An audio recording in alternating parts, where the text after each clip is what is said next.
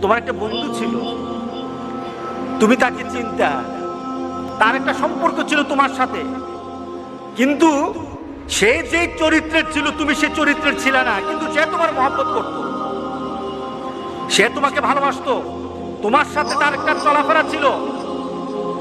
সে জান্নাতে চলে গেছে আর তুমি দুজকে। সে জান্নাতে তোমাকে খুঁজতেছিল, আমার বন্ধু কোথায়, আমার বন্ধু কোথায়, সে খুঁজতেছিল তোমাকে, জান্নাতে তুমি খুঁজে পায় নাই। তখন আল্লাহকে বলেছে, আল্লাহ আমার বন্ধু কোথায়? তোর বন্ধু তো দুজকে, তোর বন্ধু তো দুজকে।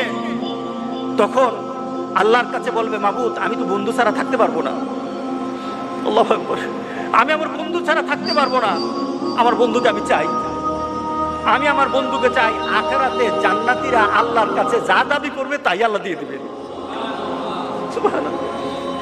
তাকে বলবে, আল্লাহর কাছে বলবে, আল্লাহ আমি আমার বন্ধুরে চাই, সে তো দুজকে, আমি দুজক বুঝি না, কিছু বুঝি না, আমার বন্ধুর আমি চাই, আমার বন্ধুকে আমি চাই।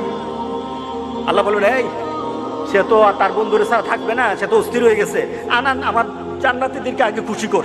আমার আরশের নিচে, আমার আরশের নিচে যারাই থাকবে সবাইকে ধ্বংস হতেই হবে, সবাইকে ধ্বংস হতে হবে। আমার আরশের নিচে যারা আছে তাদের মৃত্যু হয়ে যাবে। তাদের মৃত্যু হয়ে যাওয়ার পর, জিব্রাইল এবং মিকাইলের মৃত্যু হওয়ার পর আল্লাহ সুবহানাহু ওয়া তাআলা আবার জিজ্ঞাসা করবেন, আর কে বাকি আছে? আল্লাহু আকবার, আল্লাহু আকবার, আর কে বাকি আছে? আজরাইল আলাইহিস সালাম বললেন, আল্লাহ আমি আছি, ইসরাফিল আছে, আমি আছি, ইসরাফিল আছে। রব্বুল আলামিন বলবেন, ইসরাফিলের জান কবজ করো, ইসরাফিলের জান কবজ করো। ইসরাফিল আলাইহিস সালাম চলে যাবে। এবার আল্লাহ বলেন, আর কে বাকি আছে? আজরাইল আলাইহিস সালাম কেঁদে দিবেন, মাবুদ আমি ছাড়া আর কেউ নেই, এখন আমি শুধু আছি। আল্লাহ সুবহানাহু ওয়া তাআলা তখন ওয়ার্ডার করবেন, মুত ইয়া মালাকাল মউত, গোটা পৃথিবীর সবাইকে তুমি মেরেছো, আজকে আমার ওয়ার্ডার, তুমিও মরে যাও, তুমি মরে যাও।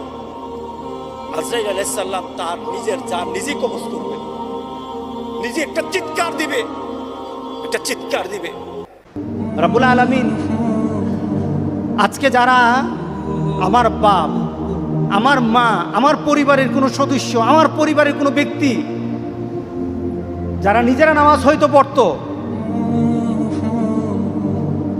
কিন্তু আমাকে নামাজমুখী করে নাই, আমাকে কল্যাণমুখী করে নাই, আমাকে তোমাকে চিনায় নাই, তোমার হাবিবের রেখে যাওয়া কর্মকে বুঝায় নাই, সব বুঝিয়েছে কিন্তু এই নীতি বুঝায় নাই। আল্লাহ সুবহানাহু ওয়া তাআলা বলেন, তোমার ওই সন্তান আমার সামনে দাঁড়িয়ে যাবে, তুমি থাকবা, তোমার সন্তানও থাকবে, আমার কাছে অভিযোগ করবে।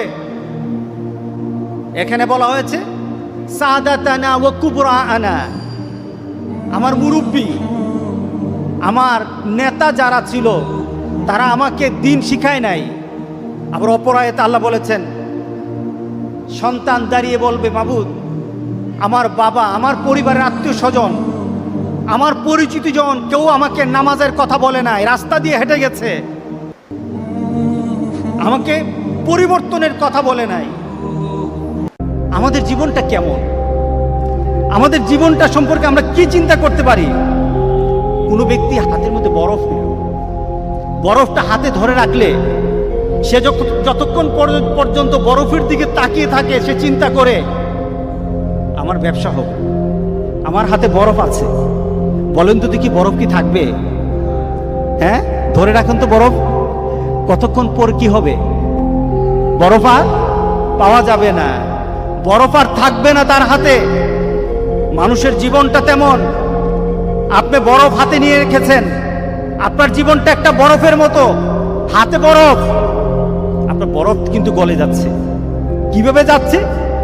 এক একটা মুহররম মাস চলে আসে, 1441 সাল ছিল, চলে গেছে, বরফ গলে গেছে। 1442 সাল এসেছে, আনন্দ হওয়ার কিছু নেই, বরফ কিন্তু গলে গেছে। সুবহানাল্লাহ।